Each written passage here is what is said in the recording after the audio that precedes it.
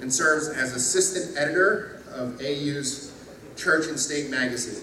He's the author of 3 books: Close Encounters with the Religious Right, Journeys into the Twilight Zone of Religion and Politics, The Most Dangerous Man in America, and Why the Religious Right is Wrong About the Separation of Church and State. He's a member of the board of directors of the AHA, and he often serves as a spokesperson for Americans United. So please welcome Rob Boston.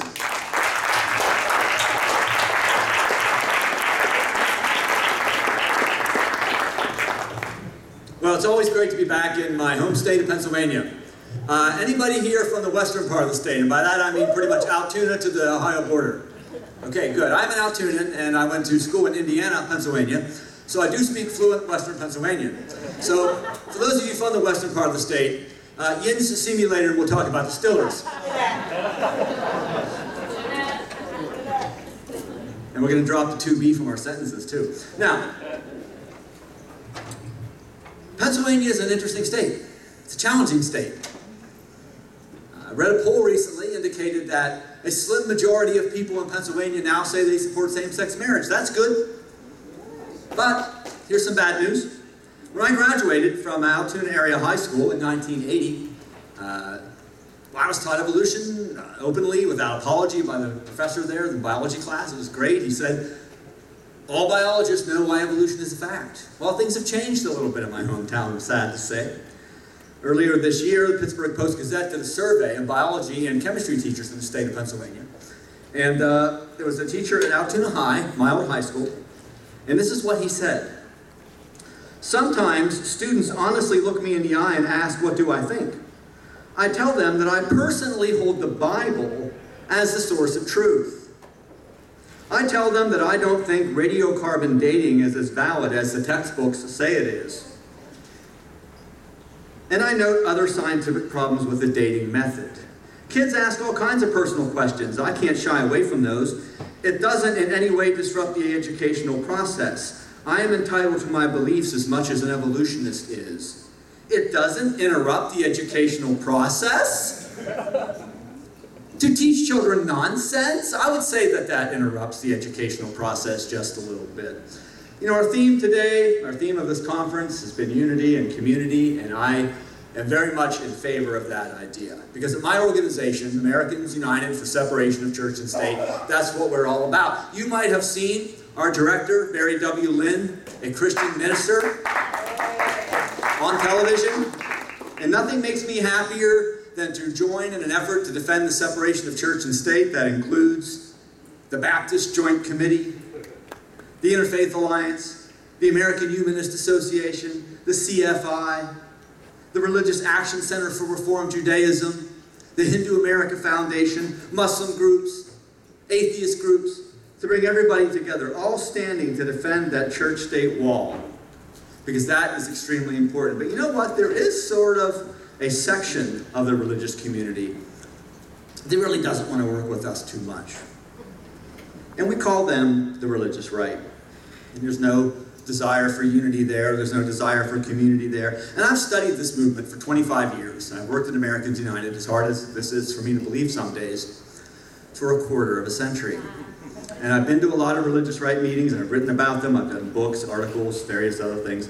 And you know, I have other types of dealings with these folks on the religious right. Sometimes they'll see me, like if I've done a television appearance or some other type of article appears online, and they call me, and you know, I don't really like to spend a lot of time arguing with religious fundamentalists. I don't think it's very productive. I think there's a better way for me to spend my time. But every now and then somebody will, you know, slip through the telephone screen or at work.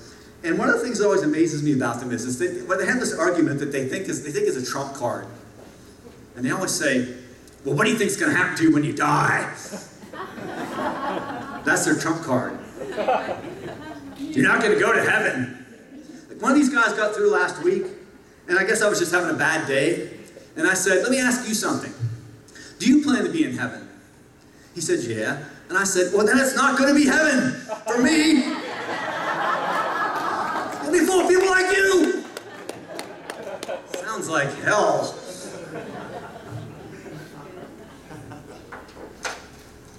Why this tension? Why this conflict? Why this sort of desire for some of these people to, call up and get in your face like this about these kind of things? And, I really think that in some ways, some of these folks on the religious right, they're really insecure about some of their beliefs.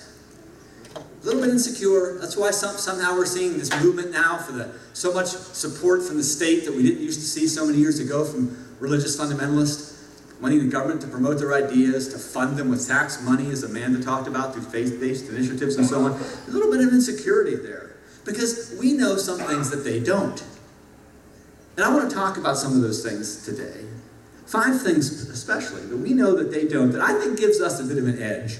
The first thing we know that they don't is that secularism is not a dirty word. Now, some of you may not be able to see this, but this is a magazine produced by the American Family Association, one of the largest religious right groups in the country. And it's a picture of a steamroller. And the headline says, "Secularism, can it be stopped?" It's a steamroller. And I'm like, well, I hope not. But they're not seeing it that way.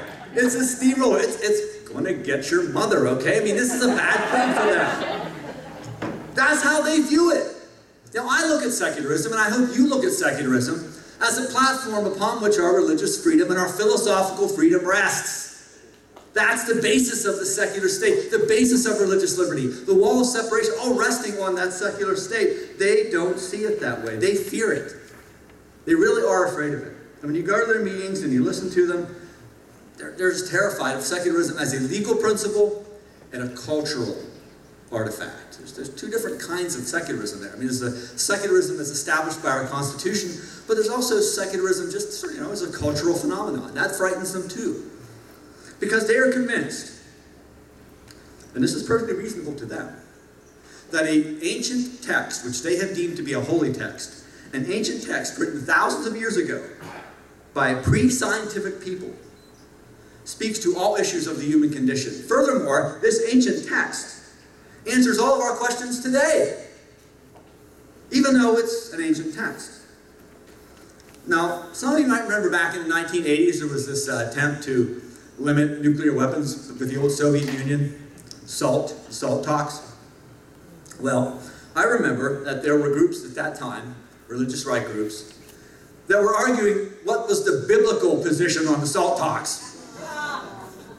Now, you might think that the Bible doesn't really address something like nuclear weapons, but you just had to know how to read it. It was all in there, really. And amazingly, this same ancient book, it just so happens to buttress whatever political opinion the fundamentalist in question happens to hold. From the capital gains tax, to immigration, to gun control, and to what extent we should limit our free enterprise system.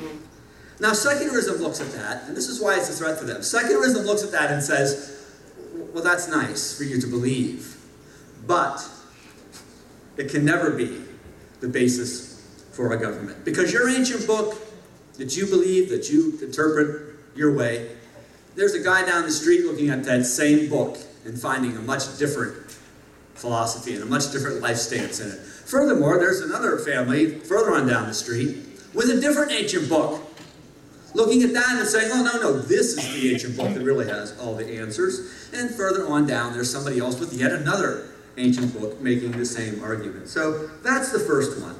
We know what secularism is. We know what a value it is. We know what it does for us. The second thing we know that they don't is that freedom of religion and freedom from religion are not in conflict. They're usually the same thing. Now this, I will admit, I'm a pretty calm guy generally, but I get a little bit angry sometimes. I live in the suburbs of Washington, D.C. I deal with the traffic every day. I deal with the delays on the subway system. I deal with the high cost of living. I have 2 teenagers. I know about frustration. But I can deal with it. But the one thing I cannot deal with, and one thing that really gets me angry, is when I hear a politician or a religious leader say, the First Amendment guarantees freedom of religion, not freedom from religion. That is insipid. It drives me crazy. And yet you hear it all across the political spectrum. I heard Senator Joe Lieberman say it in 2000 when they were running for, he was on the ticket with Al Gore. And I've heard more recently Governor Rick Perry say it, and I've heard so many other politicians say it. You know what? No, it's a no-brainer. Under the right conditions, everybody wants freedom from religion, a certain religion. You know, if we were opening the school system every day with a bow toward Mecca and a prayer toward Allah, to Allah, the first people to demand freedom from religion would be those fundamentalist Christians that I've mentioned. They would say they want to be free from that religion. Can't they understand that all we're saying is that we just want to be free from one more religion? We want to be free from all of the religions, not just the one that they don't happen to like. And when we say free, we only mean in the sense of the government promoting it. You know, people come to my door sometimes with religious magazines, periodicals, they want to tell me about their faith. I'm not particularly interested, but in a way, I'm almost glad to see them because that reminds me that this is a truly free country, that they have that right to work my neighborhood, to canvass it, to knock on doors, to hand out their magazines, to stand on the street corner and profess their faith. And we have that right too, to profess our non-faith if we really wanted to. We could walk around the neighborhoods with little pamphlets written by Richard Dawkins, or books, or magazines we wanted to give away. Everybody should have that right. But the government should not have a stand. And that's where the confusion comes in with some of these folks on the religious right. They are failing to understand that what a private citizen can do is in many cases quite different than what the state can do. So that's the second thing that we know that they don't. The third thing we know that they don't is that there is no such thing as a war on religion. A couple people have mentioned Fox News today and throughout the conference. I've been on Fox News, so I know a little bit about Fox News. If you watch Fox News, you'll be convinced that there is a war on religion. It started with just a war on Christmas. You know, that's how they started portraying this. It was just a war on Christmas. But it was so lucrative and so exciting and so much fun for them that they decided to expand it all year long. So now there's a war on religion. There's not a war on religion. There is a war on religious compulsion sponsored by the state. An entirely different thing. And sometimes, you know, people will say, well, what fundamentalists, what do you advocates of separation of church and state want? What do you atheists want? What do you humanists want? Well, let me tell you what we want.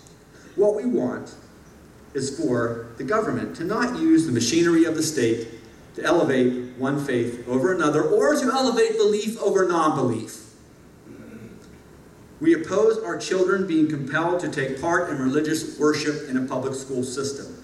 We oppose Bible stories masquerading as science in science class. We want to be able to attend the meeting of a local government or a state legislature or a city hall without having a prayer imposed upon us. We want to be able to stroll the grounds of the state capitol without seeing a Ten Commandments monument or a sectarian symbol displayed therein. We want our veterans and our war heroes to be remembered by the symbols that were important to them, not the symbol of the majority faith masquerading as a stand-in for everybody's beliefs.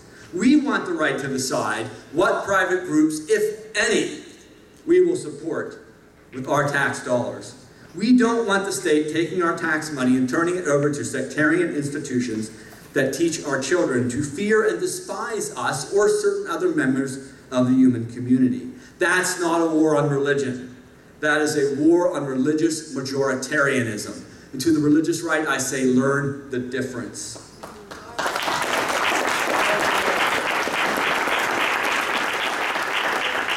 The fourth thing we know that they do not is that religious freedom gives you the right to run your own life, but no one else's. Now, I'm only going to plug my new book once today, and that's now. I have a new book coming out early next year, and it's the first new book that I've done in 13 years, and it specifically deals with this question. I got so frustrated seeing these people argue that their religious freedom was being violated because they can't tell other people what to do, that I decided to write a whole book about that, making the point that that's not religious freedom. Religious freedom is your individual right to decide how you will live your life, not how other people are living their life. Your health care, for example, the decisions you make about what birth control you will use, those are private matters. And what your boss thinks about birth control should be completely and utterly irrelevant to what's going on in your life. Yet we are actually in a situation in this country right now where secular corporations are saying, well, the CEO thinks birth control is a sin, And therefore, even though the Affordable Care Act mandates that a baseline be provided that includes access to birth control, it won't be provided. And if you need it or if you want it, well, too bad. And if you need it for reasons that are medicinal, well, maybe you could go, if you're a woman, and just ask very nicely from your boss, and maybe he'll let you have it so you can shrink an ovarian cyst or deal with some other medical issue you may have. Isn't that just a little bit patronizing? I would think so. Yet this is a situation we're in. Courts are sometimes even accepting this argument. We have religious organizations saying, oh, well, we'll be happy to take your tax money. But we're not going to hire any people outside our own faith. We're not going to hire any people from the LGBT community. And furthermore, we're actually not going to serve those people in our programs, even if they're publicly funded. And their argument is because the Bible says we shouldn't, or the Pope says we shouldn't. Now, my new book is, it's called Taking Liberties. That's the main title. The subtitle is Why Religious Freedom Doesn't Give You the Right to Tell Other People What to Do. Now, I can sympathize with Jerry DeWitt because that was not my original title. My original title was, You're Not the Boss of Me. Because that's what I think every time I see these arguments being made. You're not the boss of me. These are public institutions. They're secular corporations. They're not religions. They're not churches. Churches do have the right to deny people certain benefits and conditions and services. Everybody knows that. If you're not Catholic, you can't just walk into the Catholic Church and demand to be married. They have the right to say no. They have the right to determine who they will provide their sacraments to. A secular business, a photographer, a baker, an owner of a hotel, I thought we had long ago settled these issues. You don't have the right to elevate your personal religious beliefs over public accommodation laws. But we're still seeing that. Now let me say the fifth thing we know that they don't. And this is one I think is really important because this really gives us an edge. It's best to understand reality because sooner or later it's going to assert itself. That's what we really... Living in the reality-based community provides certain benefits. Like you kind of can deal with things a little bit better. Let me give you a couple of examples. Some of you may be reading recently about the situation with Kenneth Copeland. He's a television evangelist and he has a sort of a compound where people are living. And they decided that rather than give their children measles shots, they would just rely on Dr. Jesus. Well, guess what the result of that has been? A measles outbreak. Reality has a way of asserting itself. I just want to tell you a little story. Actually, it resonates here. It's not especially religious, but it does show the depths of delusion that some people fall into. How many of you know about the city of Centralia in eastern Pennsylvania?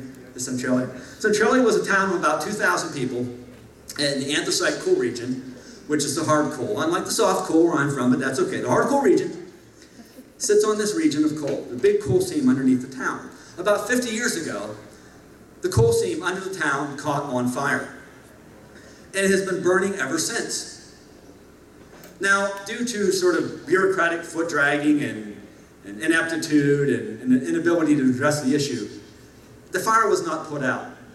So eventually the situation came where smoke was steam rising up out of holes in the ground, sinkholes opening up, noxious gases coming into people's homes.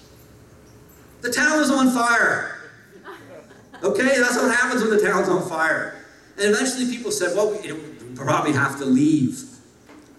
And there were people in this town who argued that underneath the ground, there was some sort of a barrier that was going to keep the fire from reaching parts of the town, that it would be safe to stay.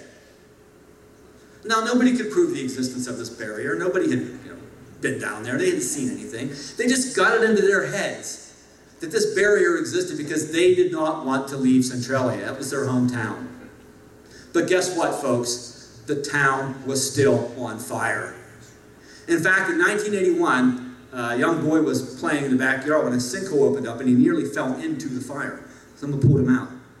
This is the kind of thing that was happening in this community because the town was on fire. Despite what people believed about the barrier, despite what people wanted to believe, the reality was it was on fire. And eventually, they did abandon the town. Now it's still like 3 or 4 houses there, and you can go and you can see the streets that are been ripped open by this fire underground, the smoke coming up. There's a really interesting book about it called Fire Underground by a Pennsylvania writer named David DeCock, which I recommend to you. But the point is, reality is going to assert itself sooner or later.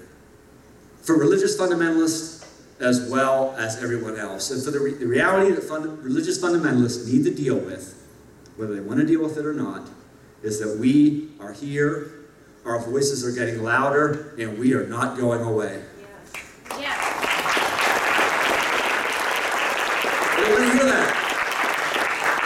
They don't want to hear that. They don't want to deal with the changes in society. Just a couple of weeks ago, I got an email, because I signed up for the email from all the major religious right groups, and I got one from the Family Research Council, which is a big religious right group, and it said that, well, you know, this gay marriage thing, the same-sex marriage, yeah, that's all going to blow over.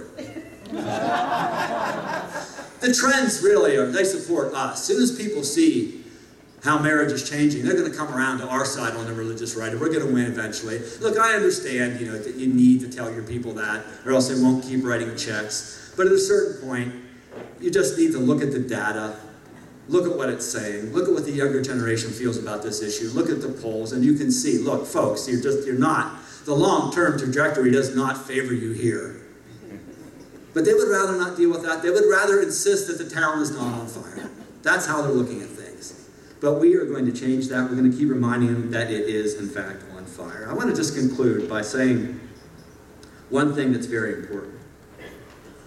And that is, true unity really does mean true unity. Everybody involved in this effort. I mentioned earlier at Americans United how we work with the Baptists and the Jewish community, the Hindus, even some Muslims are coming into this, moderate Muslim communities. And I want to tell you a story about a friend of mine named Dr. Bruce Prescott. He lives in Oklahoma. Dr. Prescott is a Southern Baptist minister. Now, some of you, when you hear that term, are thinking, a Southern Baptist minister? Because, you know, yeah, most of them aren't real good on our issues. They're not real good on separation of church and state anymore. But there was a time when the Baptist community in this country strongly supportive of the separation of church and state. And there's still a remnant of ministers in that faith and members of that faith who are with us 100%. And Dr. Prescott is one of them. Dr. Prescott is filing a lawsuit with the help of the ACLU in Oklahoma to end the display of a large Ten Commandments monument on the Capitol grounds in Oklahoma City. Now, what's interesting about this monument is it was paid for by private money, but it's right there, smack in front of the State House. And when they put it up, somebody pointed out that it had 2 typos on it. For instance, they had misspelled the word Sabbath. So they had to rip it up, take it back, fix the misspellings, and then they put it back up. So then Dr. Prescott, backed by the ACLU, sued. Now, Dr. Prescott wrote about this on his personal blog, and some people in Oklahoma didn't respond to this too well. One man wrote, "You are a disgrace." Another wrote, "You disgust me." And others wanted to know, what kind of a minister are you? And Dr. Prescott pointed out, well, you know, I'm the type of minister who doesn't think the government needs to promote my faith. That I think members of my community can do this instead. And when we join hands and link up with a guy like Dr. Prescott, we're joining a great historical tradition. Because that's how all of this started. Separation of church and state, religious freedom, the secular state, got started with a partnership of conservative Christians and free thinkers. And 2 people who really showed us the way historically, were Thomas Jefferson and John Leland. Jefferson you probably know. You know, author of the Virginia Statute for Religious Freedom, founder of the University of Virginia, wrote the Declaration of Independence, 2 terms as president, penned the metaphor of the wall of separation between church and state in his famous letter to the Danbury Baptists. That's Jefferson, and also the religious skeptic. The Jefferson Bible, where he took and he removed all the miracles and other things he didn't believe and left what was behind, and pasted that up and made his own little sort of personal devotional. That's the Jefferson, the religious skeptic, the free thinker, the iconoclast that you know. Leland you may not know. Leland was a Baptist minister, a fiery Baptist minister, a very devout man, strongly believed that his version of Christianity was the way to go, but would never, ever, ever, ever want the state to try to keep anybody else from believing what they wanted about belief. Leland is the man who said, The notion of an officially Christian republic should be exploded forever. He is the man who stood up publicly in a famous sermon and pronounced that all men should have the right to worship one God, 20 gods, or no God. Jefferson later used that same phrase when he said that people should have the right to worship one God, no God, or 20 gods, saying that neither picks my pocket nor breaks my leg. So these two men who didn't agree on theology joined forces. John Leland worked with Thomas Jefferson when Thomas Jefferson ended the establishment of religion in Virginia. But Leland didn't stop there. He went back to New England, where he was from originally, and he worked with people in Massachusetts to end the state-established church there. And while living in Massachusetts, he would go across the border into Connecticut and do like raids over there to help people end their state-established church. And he worked in all three cases. He has the unique distinction of being probably the only person in history who helped end the state-established church in 3 states. That's the man that Jefferson worked with. That's the kind of figure that I want us to work with. I am proud to stand alongside you, everyone in this room, advocating for separation of church and state, advocating for the rights of non-believers, advocating for the things that we hold so important to us. But I am also proud to stand alongside men and women like Dr. Prescott, who are advocating for the right of conscience, the separation of church and state, and in many ways, a lot of our values as well. And I would urge you to do the same in the spirit of true unity. Thank you.